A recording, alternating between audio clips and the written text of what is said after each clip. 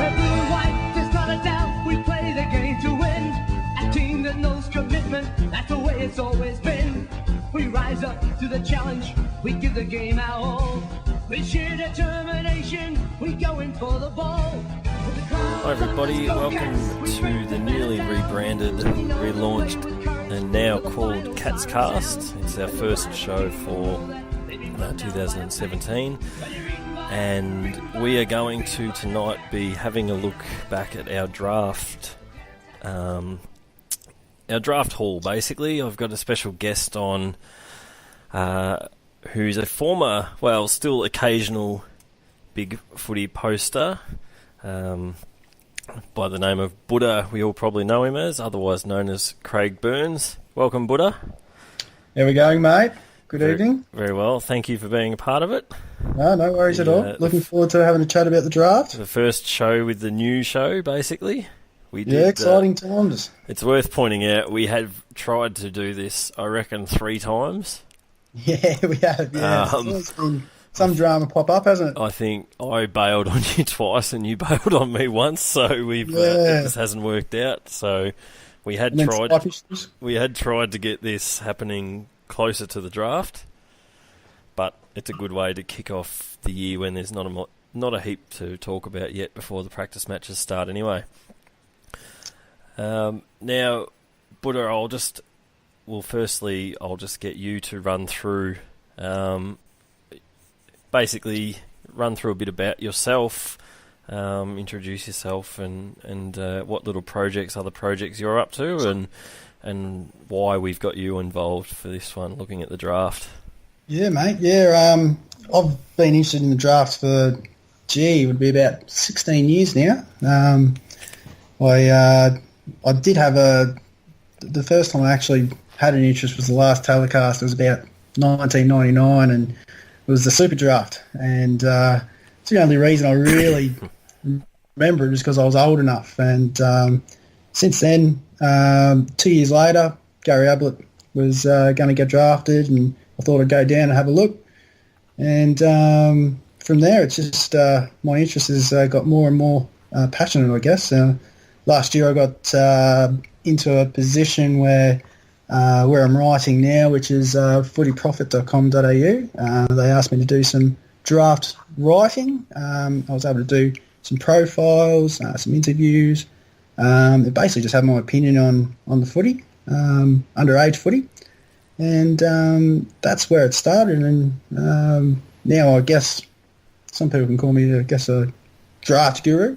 I go to a lot of games of footy, so I guess you can say that. But I really enjoy it and very passionate about it, so I love talking about it. And what does when you go to a lot of footy, now I cross paths with you at a lot of Cats games. Yeah, yep.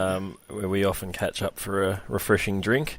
Yep. Before the game, but aside from Cats games, what does your week sort of entail in regards to just draft junior watching and that type of thing? Yeah, so I still try to still all Geelong games, but that might change a bit this year with a little bit more of a heavier schedule with under 18 games. But I'm based in Gippsland, so I get to try to go to as many Gippsland Power games as I can. I do all my notes and everything. When I get the chance, and I know that there's video footage on the internet or live streams, I'll watch the games that I can. There's also a lot of highlights that are on a lot of the interstate type guys, and try to keep my head above the water with all that sort of stuff, because I think we get a little bit too Victorian centric sometimes. So I try to have, especially with SAFL stuff, they're really, really good with their footy stuff, and get to their websites and check match reports, stats. It's actually, I used to do it just for fun, but now I've got to make sure I'm all over it, which is still fun. It's just a little bit more full on. Do you have a particular type of player that you like or that you look for, or is it just? Look, to be honest, I've got really bias towards big-bodied midfielders that are tall. I'm a sucker for them. So my rankings are usually, especially at the top end, you'll see a big-bodied midfielder up there somewhere who can throw their weight around and win a contested ball and a clearance. Yep. Look, to be honest, there is, when barracking for Geelong, you do look out for Stephen Wells type traits. I'm not going to lie. Athletic, tall guys, that sort of is what built the premierships really. And even though that sort of changed a little in recent years, especially with a lot more shorter guys getting selected in the draft for Geelong, I do sort of have that bias towards guys who can play multiple roles at that 190 sort of hybrid height. Yep. All right, so we'll start. Firstly, we did touch on this on our other podcast at the end of last year, but I'll just get a couple of quick thoughts on what your thoughts on our trade period, focusing probably more on the ins than the outs, and just basically what's your thoughts on getting Zach Tui in and Aaron Black? Yeah, look, I'm a big fan of Zach Tui. I was a hell of a lot more excited about getting him in than Brett Deledio at the time, which were all the rumours we're going to get both.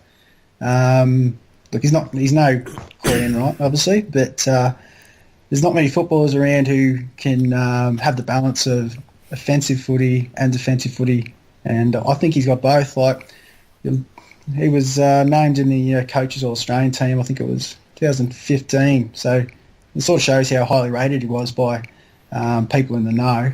But the other thing I like about him is that he's big body and you can't move him off the ball. Now, I think we've still got a few smaller defenders who can get moved off the ball, and I think he's going to be actually a big inclusion for our side, because I think it was going to be a bit of a hole in regards to the smaller guys that we've got available. So no Boris, but really good pickup, especially considering what I think we gave up Billy and swapped high second round draft pick most likely for a lower first round. So hopefully we finish high at Riata and Carlton a little bit lower. I think that's clearly the plan. That's what they'd be hoping for.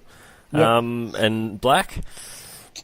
Yeah, Black, he's an interesting one, isn't he? He hasn't played a lot of footy for over the last couple of years, but I think it was, 2013, 2014, he was... he looked like he could be anything. Line.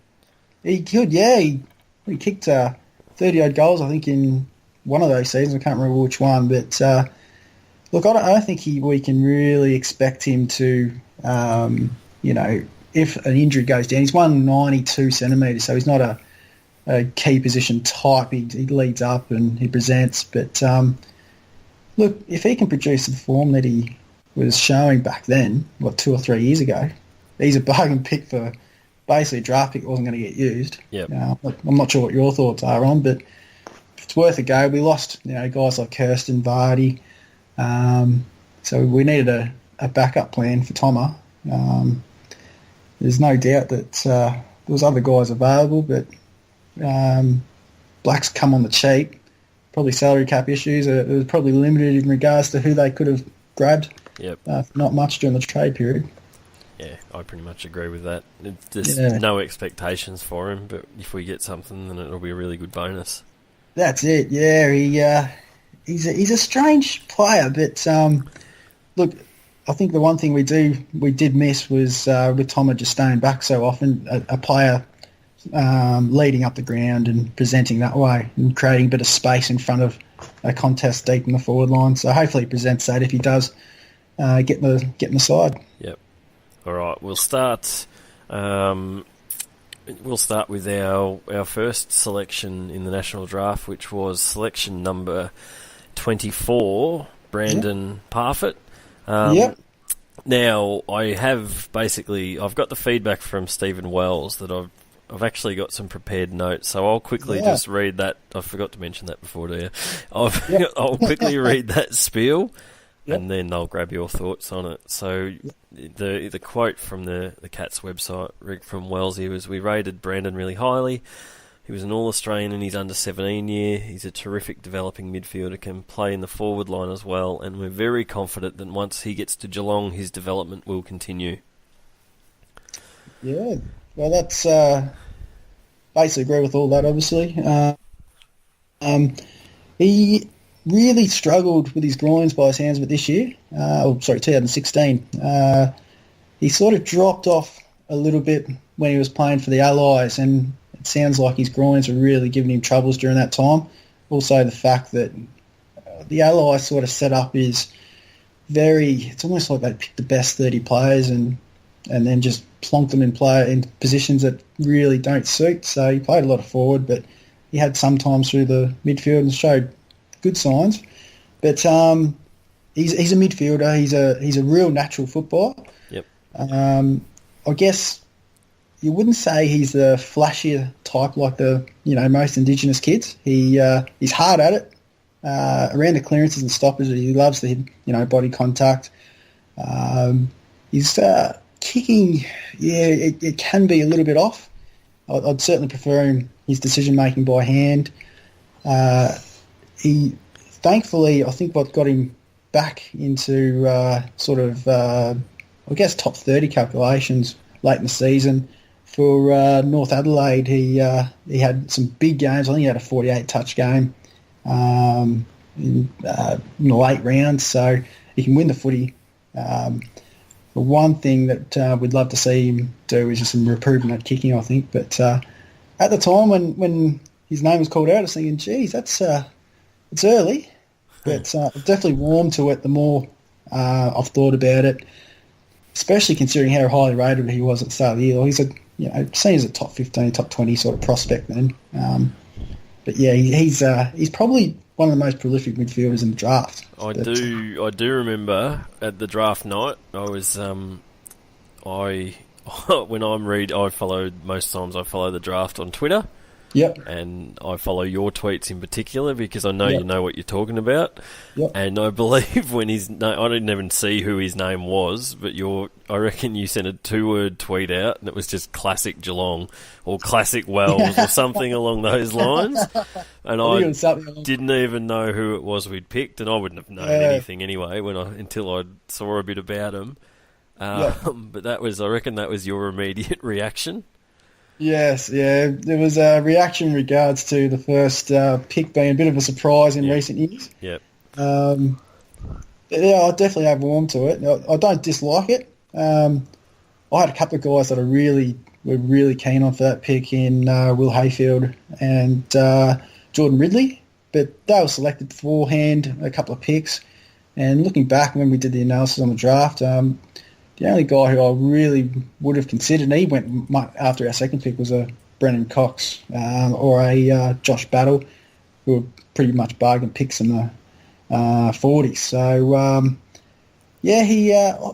don't know if you saw the training video recently where he out-muscled almost Selwood, held him out with an arm. I thought that was that type of footage where you see the players and you don't see much, but you see something that you go, oh, there's something there. Just the way he held his own against who's probably arguably one of the harder blokes to move. That's it, yeah. And Selwood's a freak, like we all know that. But the way he held his ground then and still marked the ball. And I think there was you could even see the sort of look on Selwood's face when he did it. Yep. Yeah. It was almost like he was having a laugh about it, but was thinking, Jesus, I don't want this fella. No. Like this. I'm obviously not the same expert, and I'm basing any views I have off highlight footage and whatnot. But from my take on the post-draft video they had of him, he seems good with his hands, and he seems to have time. He seems to be one of those players that he sees the option unfolding in front of him by hand, if that makes sense. Yeah, he does, Like, he doesn't handball it to this target where the target is. He handballs it to where he wants the target to go or where the target's naturally heading towards, if that's... right, That's just one thing I picked up. There was a couple of sort of... They can at times look a bit cute handballs where he sort of is high, where he's got the handball height over the shoulder when he releases it. But he was putting it clear out into space for his teammate to get onto who doesn't even have to break stride. And in that sort of situation, when he's in a contest, he's got the ability to be able to hold the ball and make a decision and wait until the option's there as well. Yep. He doesn't... with his kicking, he can be a bit flooded and go an option that's potentially not there, or just completely shank it sometimes, which is not great. But his inside abilities, he's a smart footballer inside. He's got a very good balance when he's getting tackled and centre of gravity, where he's been able to just hold his ground, get the ball away when he needs to, not necessarily straight away, or he'll hold the ball in. Yep. And I think that's an underrated sort of thing for inside footballers. I reckon juniors especially just want to get the ball out. Yeah. And they need to know also when they're getting tackled, when to hold the ball in. Yeah, because if you hold the ball in, you can keep the player committed to you, and you can free out space up the other end. Whereas if you give it off straight away, it's a quick turnover. Yeah, it goes the other way straight. If you make the tackler commit to you, that takes them out of it. If you can move the ball on, and that's what. And that even happened a lot in that preliminary final. In our, the amount of time Sydney, were physical and got, I know some people call that first quarter soft, but Sydney were very good and physical towards us, and they got the ball loose and were just able to go bang the other direction and score at will. Because they, as we put, which we're straying off topic, but we started to, I found that game, as we tried to put pressure on, they just held it and they released it back. And then they had they had their stoppages set up really well, and they managed to get it back, and then they pretty much always had someone out to the side of the back receiver, and they'd get it out, and then they'd fire it wide quickly, and it was 2 quick handballs, bang bang, and they were out, and our blokes were fighting in the middle still, and it was already gone. But I digress. Yes. We've moved on from that awful night. Very true. Very true. All right, we'll look at our second selection, which came at number 40, which was Tom Stewart from our own VFL team. And Wellesley's words were, Tom had a terrific year with our VFL team and has earned his chance. We were very happy to call out his name. He's got a terrific, aggressive attitude to defending, and he can also join in the attack that is generated. Yeah, he obviously there's a lot of rumour that we're going to pick him a little bit earlier than what everyone expected, but I think genuinely he has justified himself as a top 50 player in the draft. His VFL stuff was outstanding. I was a big fan of Tom Ruggles in the VFL. In 2015. You told me during 2015 if he was on our senior list, he'd have got games. He'd be playing. And then last year he proved that very thing by getting senior games. So that's it. And Tom Stewart he played a different role. He just doesn't do anything wrong. He's competitive. He is so clean in being able to, when the ball hits the ground, just go and make a good decision. One-on-one, he rarely gets beaten, whether it's on a small or a tall. I know it's VFL level, and it's going to be different once he gets to against an elite AFL footballer. But he's the sort of guy that can just go straight into the ones and have an immediate impact. So I think he's had a bit of a setback. Is that right? During the pre-season? I think he's only just recently gotten into full training. He had a shoulder operation or something like that. But that was basically, I think that happened either just as he got drafted or it had happened just before he got drafted. Yeah, no, he's a bit of a strange height. I guess you could sort of compare him to a bit of a Dale Morris. He's got the same competitive instinct that he just doesn't want to get beaten. But the best thing is he knows when to spoil and knows when to mark when the ball's in the air. He just reads the ball coming to him just so much quicker than his opposition. So that's AFL traits you can that someone can just bring in straight away if they can read the footy. That's a great skill to have straight away. And he seems to. I watched a bit of him in the VFL. Not, Yep. but I saw a few VFL games. He looks like he weights his kicks really nicely when he does. Yeah, he does. Kicking it out. He doesn't sort of rifle them.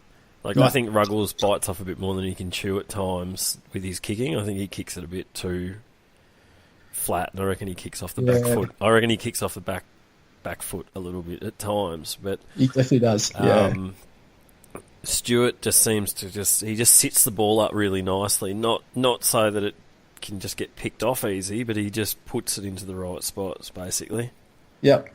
Yeah, no, he definitely has a little bit less risk factor in regards to his kicking, and just makes good decisions. To be honest, I did think the same about Ruggles at the time. Yep. But I think because he had so much more time to make those decisions in the VFL, yep. he found it difficult. There was times when the space evaporated pretty quickly at the top level. Yeah, that was my biggest thing with him, was that I reckon it'd close up on him a bit quick. He'd get a bit close. The bloke putting pressure on him would be that half a step closer than he realised, than he was used to, and it just forces that extra bit of pressure on the kick. Yeah, that's it. And it didn't look like he coped well when that happened. I think Tom Stewart will be able to cope a little bit better once, the players are all around him. I think he'll be able to make a little bit more of a better decision. I think Ruggles just needs a little bit more time to think. But no, look, he's a great pickup. Will he play AFL this year? Oh, certain. Yep. Yeah, I'd be surprised depending on how he's going with his recovery and his injuries, and I'd be really surprised if he's not playing round one. Yep. But having seen him, 10 times live, maybe I'm a little bit biased, but I really do think there's a spot for him. Yep. I'd be, and especially considering he's got the versatility to play small or tall. I think that's he probably won't be able to, he was playing on some guys who are, 195 centimetres plus occasion in the VFL. You're probably going to be able to do that in the AFL at 188 centimetres. But he's a guy who will feature prominently in the side, I'd expect. Good to see. Yeah. Then now we had another selection very soon after at selection 42 with Radigola? Radigalia? Radigalia, yeah, I think it is. We did practice saying that before we started, but I stuffed it up then. And now I've heard his name pronounced so many different ways. I think it's Radigalia, but we'll go with that, I think. Sav, apparently. I read in the paper. We're going with Sav. So sounds good. Savar is a player who had a really good second half of the year. We think he's a project who will develop and will improve, and we're confident once he gets into the AFL system, he'll really come on well for us. He can pinch hit in the ruck, but he'll certainly get the opportunity to develop as a forward. Now, I know where he was Murray Bushrangers. Yeah, Murray I believe. Bushrangers. And did they play in the grand final? They did, I yes. have a feeling that's where I had seen him, because he stands out for obvious reasons, because of the dreadlocks and just the height. And I remember noticing him that game, but I'll defer to you to tell us a bit more about him. Yeah, I'm glad that Wellesley actually says that he's going to be developed as a forward. I think it'd be nice to see him, even if they have a crack at developing down back, because I'm not sure whether he quite has the ruck skills to be able to, be a prominent sort of player in that sort of role. As a ruckman, he's a bit like John Barnes. He's got the big leap. He sort of likes to punch it forward hard. Yep. Sort of has hard hands, but he's really competitive when the ball hits the ground, which is always a great thing. His vertical leap is just unbelievable. I think he was second at the draft combine for standing vertical. I think he was third for running vertical, but I'd have to double check that. I haven't got that in front of me, but I'm pretty sure that's right. He's going to take time. He's the good. If he plays AFL footy, I'd be shocked this season. I'd be absolutely shocked. He'd be one of those guys where you almost just say, "Look, we'll sign you up for an extra year because we know this is how long it's going to take for you to develop." Even though he's got the body, he's 95 kilos and 194 centimetres. He could definitely have an impact straight away, but he's been playing the game for 3 years. Up forward is probably where he showed his best footy. He kicked 8 goals against Bendigo when the national champs were on. Yep. Admittedly, a depleted Bendigo side, but it got him a game in the champs, and while he didn't really dominate the champs and do anything very special, you could see what he's got. He's got ridiculous attributes.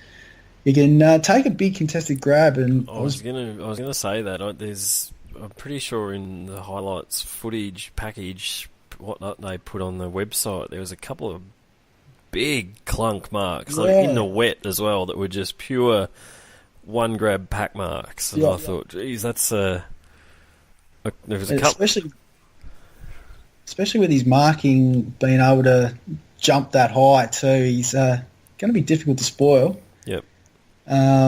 There was a couple of times during the finals where he had really hard hands going for marks, but I think that's just training. That's just the bloke who hasn't played, a hell of a lot of footy. Well, you mentioned, so he's been playing footy for 3 years. So 3 years, that's ridiculous enough to be there, but obviously they're looking at him and with his athletic traits and that minimal experience that the ceiling would be pretty high. Yeah, I would say they're hoping for or imagining. Yeah, well, I doubt there's any player in the draft who has, greater potential scope. Yep. So, and look, I potentially saw him as a development player that was going to get picked, maybe 60s or 70s in the draft, but it didn't surprise me if someone did go a little bit earlier, knowing that he's got those attributes and what he can potentially become. The poor fella got all the, being Fijian background, he got all the knick-knack comparisons, but which aren't fair because he's a different player. But he does have similar physical attributes and athletic attributes. So it'll be interesting to see how he develops because there's something there about him. And there'll be times where he might only get 1 or 2 kicks or in the VFL, but then there'll be another time where he'll just turn it on for 10 minutes and everyone will be like, yeah, wow, this is pretty exciting stuff. Yep. Now, the next player we had was selection number 60, Quinton Narkle. Yeah. And Quinton is an elusive player around stoppages with good speed to burst away from congestion. He's clean with the footy and has the ability to push forward and hit the scoreboard. Yeah, he's one of my favourites that we drafted. Yep. Really pleased to see him drafted. He's a strange one in that he didn't play any under-18s footy at an elite level last year. Yep. As an 18-year-old. So he's, even though he's a 19-year-old by definition, he's a December birthday. So he's still got a heap of development. So he's only a month older than some guys who are top age, 18-year-old. Yep. So, he's you watch him play and you think, oh, he's a flashy outside player. Then you look a little bit closer and you actually look at his stats. His stats, especially at Colts level, were amazing. I've got some numbers here. So he averaged 28 disposals, went at 70.6% efficiency disposals, but he also went at 52% contest possession percentage. So he wins the ball and then uses he escapes. Yeah, he escapes into space. The amount of time you see him in space, but he gets the contested ball first. His clearance work's actually unbelievable. I don't know if you've seen any of the footage of some of the Colt stuff, but it really is exciting to watch. So he's one I'm very excited about. He can play inside or outside. Yep. He'll take time. He could play senior footy, but he's 181 centimetres or 180 centimetres, and he's about 78 kilos, so it's not like he's got a small body. But yeah, he's probably one to be looking for in about 18 months' time to be. Yeah, that's it. Yeah, pushing in really. That's it, and I think considering how quickly he developed this year, like going to an AFL system, he's one that could just explode and be one of the bargains, really. Yep. Yeah, he's a real interesting one. I'm pretty excited by him. One to watch. One to watch, yes. I'll make notes. I'll make sure I'm paying attention more when the VFL when I go along this year. Yeah, I'll be very interested to see how he goes in the VFL because it could be a bit of a slow season considering he hasn't played too much senior footy, level footy, yeah. But that's okay. I think he could have an impact. So we'll see how it goes. Righto. And then next selection was number 71, Tim House. Tim House. So we've got another from the Geelong VFL via I think he was at Newtown, wasn't he, before that? And he's from WA originally. Tim's an outstanding mark, and hopefully that can transition into the AFL competition. He's physically a bit more mature and ready to go than some other key position types that we were considering. And I'll just add in to that before I let you tell us about him. I interact and know Patrick Hill on Twitter. I don't know if you do as well, who was the Frankston VFL coach last year. And he was tweeting to me that night about, he was commenting when players were picked up, and we were talking about Stewart, who he said was a star, and then when we got House, he sent me one saying House even better. And I saw the VFL game against Frankston, and I said to him, I said, you rate House? And he said he killed us. He goes, big key forward, dead-eyed dick. And I commented back saying I went to that game and I reckon he marked everything that came near him. He said, yep, and he didn't miss. So that was feedback from a coach that had to a coach that basically had to deal with him. Yeah, that's it. Would have had to put a bit of time into him as well. Yeah, it went against him. He said he reckoned it was the first. He said he might have. I'm thinking I'm getting confused with someone else now. He said he was, basically he said he just tore him apart. So, I'll get your thoughts on it now, on him now, basically. Yeah, he's definitely one of my favourites. It's especially early in the season when he was kicking those goals, you think, oh, who's this guy? But it's his contested marking that's just almost freakish sometimes. Like he can just juke a ball. They just stick.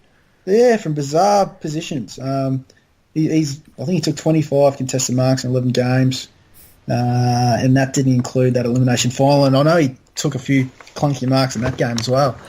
But yeah, he's like the fact that he ended up in Geelong from West Australia in the first point. He was playing for Claremont, and I think he only played reserves footy by sounds of things. But he's come to Geelong and he's kicked goals. He's a target.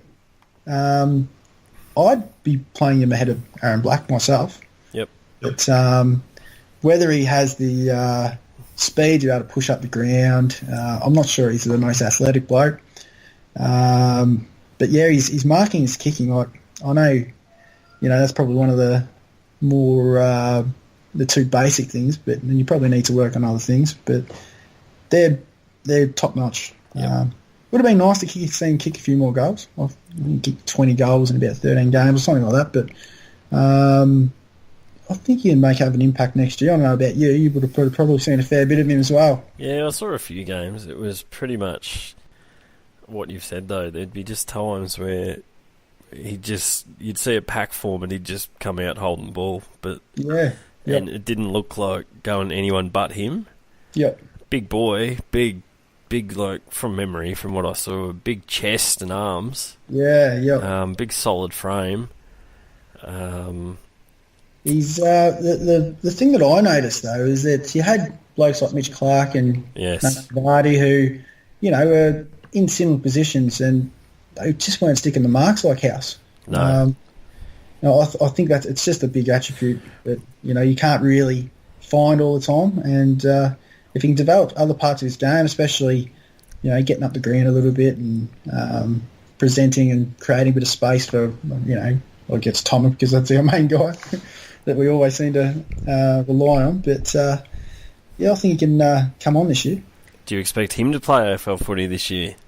Look, I'd be very surprised if they drafted him thinking he wouldn't play. Yeah, I think that's the case with the VFL guys we picked up, which we'll get to the last one in a moment. But it's particularly House and Stewart. I think they've drafted blokes that they're looking to be able to have an immediate impact. Yeah, definitely. Yep.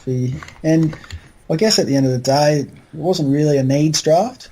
And so Geelong did have needs they needed to cover, and I thought, well, if we haven't got the guys from other, places around the country that we can rely on, we may as well back in our own. So, which is a good thing. But yeah, when you got 6 draft picks, you do have to, and you've lost so many tall guys, you've got to pick up someone to be able to fill a little bit of the void. Yep. And now, in our last pick in the national draft was selection number 73, Ryan Abbott, who from the Geelong VFL with a few games, and who's been at Grovedale for the last few years in the Geelong Footy League. He's an experienced ruckman with the physical capability of playing right from day one. He's got some development in him, so hopefully he can continue to get stronger and improve with the full-time commitment now he's got at Geelong. And I did also have somebody who is from Grovedale into me that night saying he's a gun. So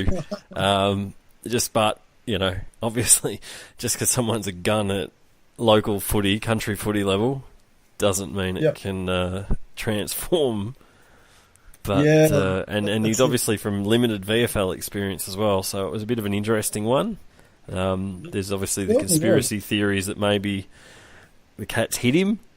Yeah, I did read that one, that they did some testing. They did some testing, and it was they were super impressed. So they basically hit him. But anyway, I'll get your thoughts on him. Yeah, look, I'll admit I saw basically next to nothing of him. I saw one game, and the thing that I noticed straight away was his competitive efforts when the ball hit the ground, and he's willing to tackle. He's willing to help his teammates and try to block them and get his midfielders free. But he didn't win a hell of a lot of ball that day. I from memory, I would have seen him get 5 touches, and he did win the hitouts. Yep. Against I think it was Frankston. I saw him at. It wasn't great, and but I think it was the game that everyone was talking about was against Casey when he took on Jake Spencer. Yep. And it sounds like that was the game that got everyone. I didn't see it personally. Yep. But that was the game that got everyone pretty excited by the sounds of things. And I don't know if you saw that game, did you? No, I didn't. No, so maybe I don't think he played a game after that. So maybe the whole hiding away conspiracy theory has a bit of truth to it. So. It makes for a good story if it's true. It does, yeah. So, I haven't been able to have a chat to anyone who was there that day. I read a couple of match reports, which talked him up quite a bit. But I did also notice that Jake Spencer had 47 hitouts that day. Yeah. And he had 18. Yep. So Abbott did. So he obviously didn't dominate the ruck. But, coming up with, Jake Spencer's not an elite AFL ruckman, but he's a very competitive footballer, and to break even at least on the ground is a pretty good effort. So it'll be interesting to see how he goes. I know he's struggling with a leg issue,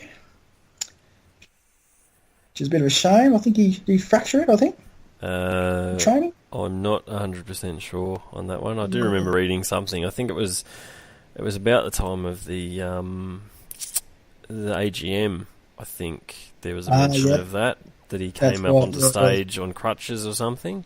Yes, I don't think it was a major issue, but I'm not entirely sure. He may be back at training, so they did. Sure. I'm pretty sure I read mid to late January he'll be back running, I think. So, he's an interesting one. Look, it wouldn't surprise me if he never played a game. Yeah. But having said that, I've seen one game, so I really can't. And living in Gippsland, I don't see any GFL games. Yeah. So I can't have a great opinion on him. But let's be honest, a pick in the 70s, you're not putting your hopes and dreams on that person being a... Yeah. If I sort of take the attitude, if they pick that late, if you get anything from him, that's a win. Like that's a win. If he gets onto the field for an AFL game, then that's a win. Yeah. You've got to have the realistic expectations of them as well. Very true. The one thing I do like about him is that he's competitive, and he's got a basketball background, I think, so he's athletic, and he's got a bit of scope, even though he's turning 26 this year.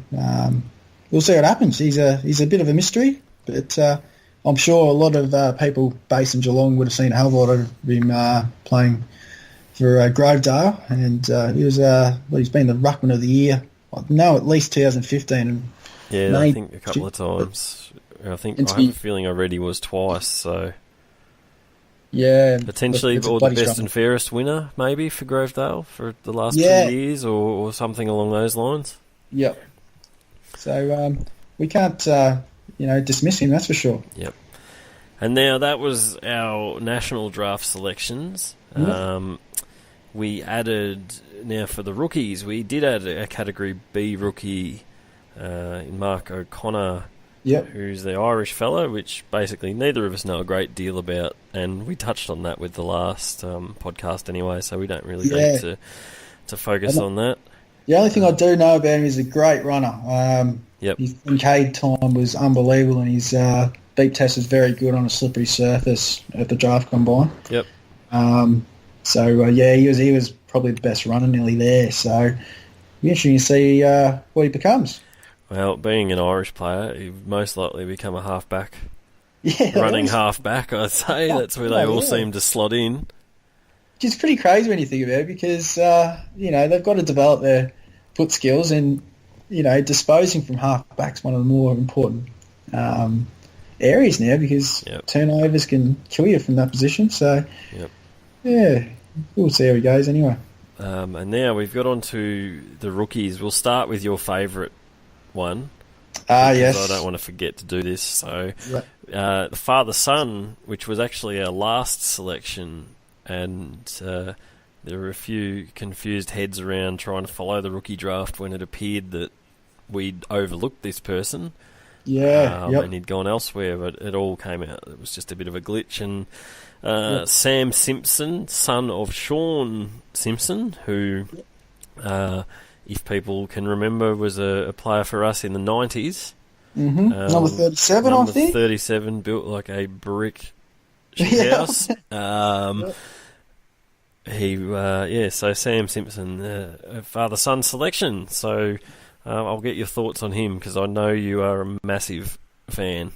Yeah, I'm probably his biggest supporter, to be honest. I didn't see him till late in the season, but he doesn't take games apart, mainly because he's probably 64 kilos.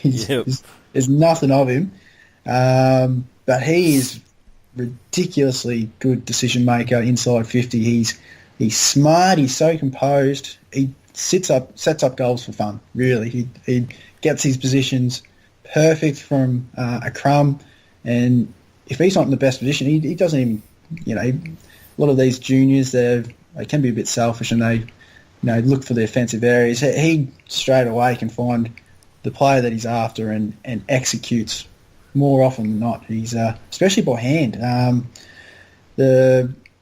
don't think he's got a whole lot of speed, and he's I think by the sounds from what I read from Michael Turner is that he's got a lot of work to do with his conditioning and fitness and things like that. But sounds like we've drafted Sam Mitchell.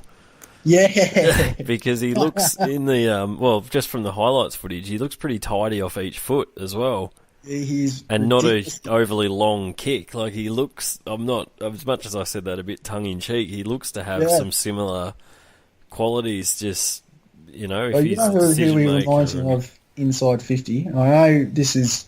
I've never compared anyone to this guy. But inside 50, he's especially in traffic, to be able to get out of traffic like he does with his composure and level head, very much like Cyril.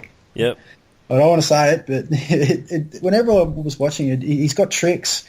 He doesn't do the crazy, unbelievable stuff that Cyril does, but the way Cyril is so clean and just gets out of traffic inside 50. His reading of the play as well is very, very good. He's going to take time. He's got real freak skin fold results. Yeah. No player got near him, I think, in the testing at the draft combine. It was a bit weird. Because there's literally no weight on him. There's no weight on him, yeah. So, and he had the smallest jumper they could possibly get, and it was dangling off him. So, he's a socks up guy. Nice, we like to see that. Yeah, not enough sock up action these days. Yeah, and he's just I wouldn't be surprised if he ended up being one of the smartest players we've got on the list. Well, 5 to 6 years' time. If he's anything like his old man, he will pack on some muscle because. Yeah, well, I hope so. Shaun Simpson, and I can say because Shaun Simpson, when he finished up, went back and played back for his home country town.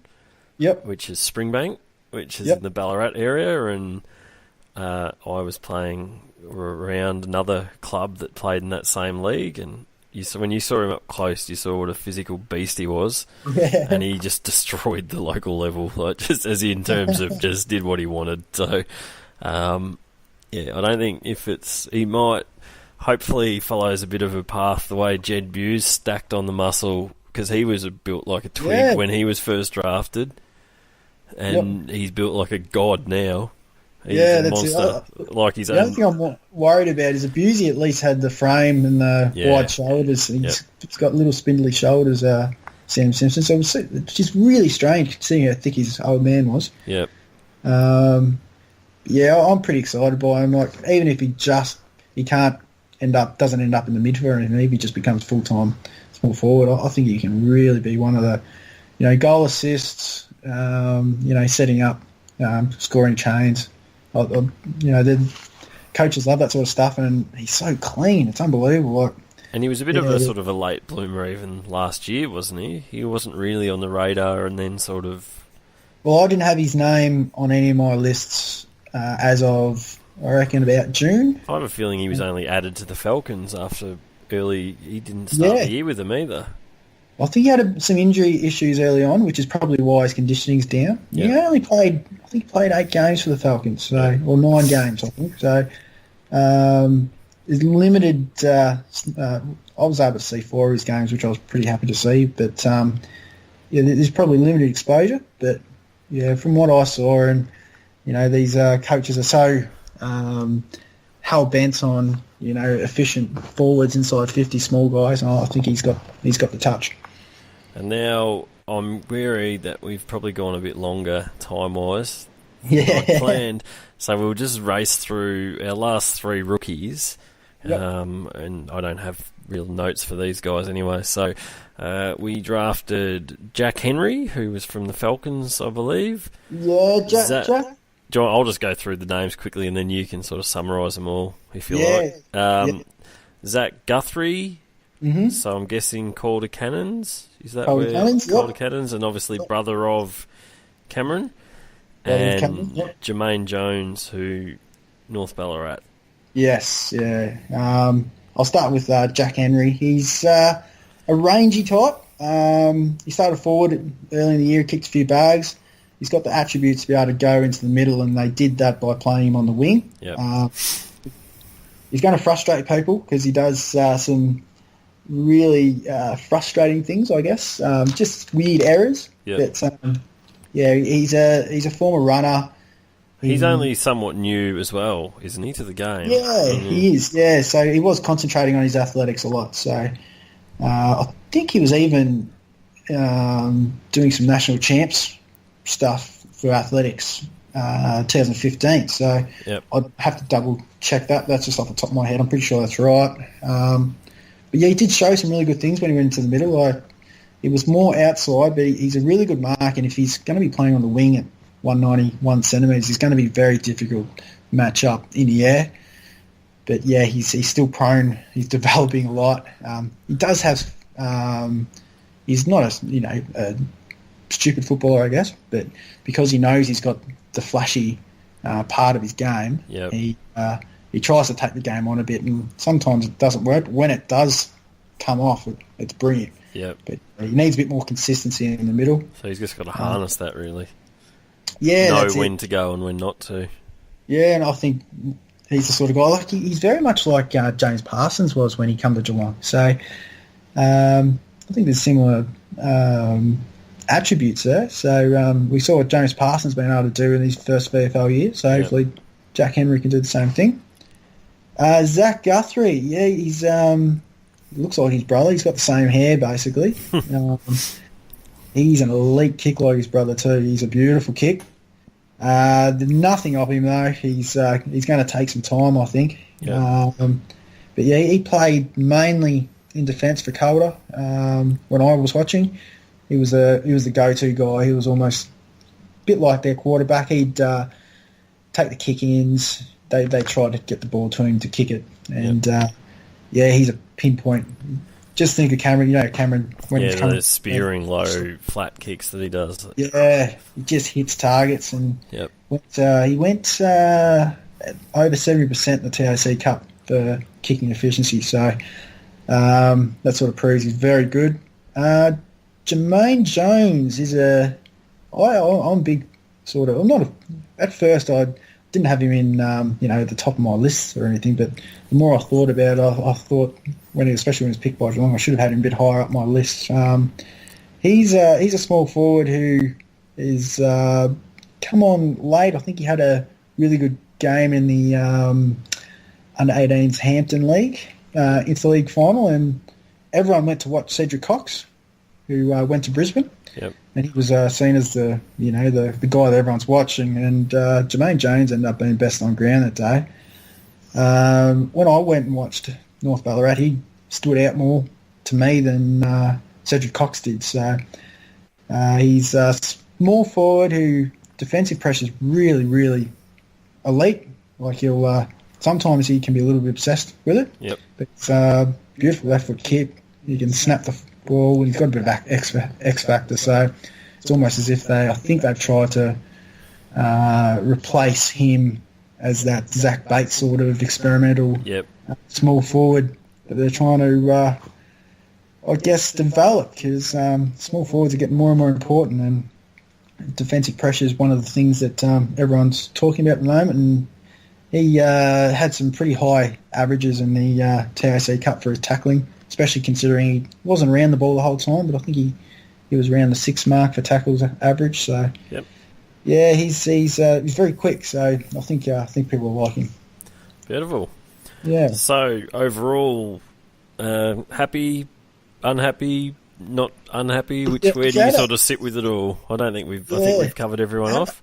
If you had to ask me impulse at the time, I would have thought, geez, we've really gone for guys who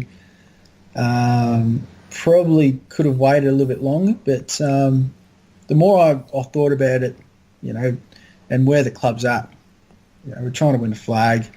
There's holes in the list, and they needed to go and replace players who have gone from the list. So, and as I said earlier, it's not a needs draft. It was a very, very good draft for small guys, midfielders.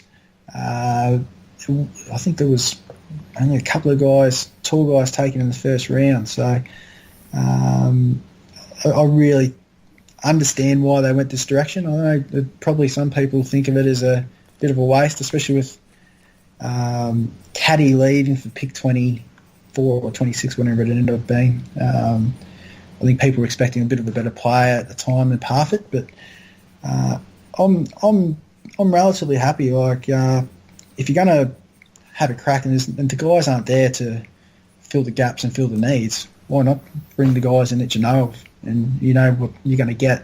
And with all those guys they've drafted, they know exactly what they're going to get. Yep. Beautiful. That wraps us all up. Thank you very much for being a part of it, mate. No, thank you very much for... appreciate picking your brain and getting that insight.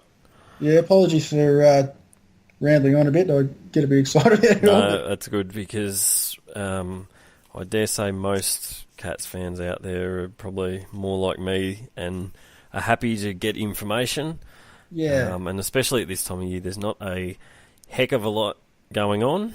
Yep. Obviously, the practice matches start in a few weeks' time, but until then, it's all just anything we can get to try and help us out, really, and to help get that footy fixed. So I really appreciate you being involved.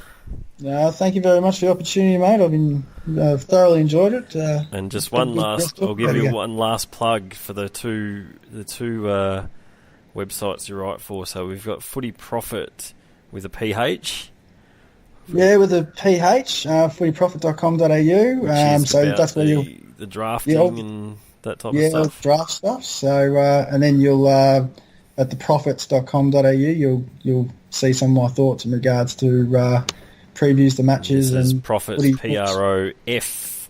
ITS, and this is more for those who are interested in having a bet. Yeah, having a bet. Yeah, no, I do try to have put me footy thoughts in me write-ups as well. So yep, and I've read it too. It's good analysis and stuff in there as well. So yeah, no, thanks for that. All right. Thank you very much, Buddha. Fantastic, mate. And to everyone else, thanks for listening. We will, hopefully, I'll have another show. Probably when the practice matches start. We'll go again, and as we start to get towards the year. Thanks very much, mate. No worries.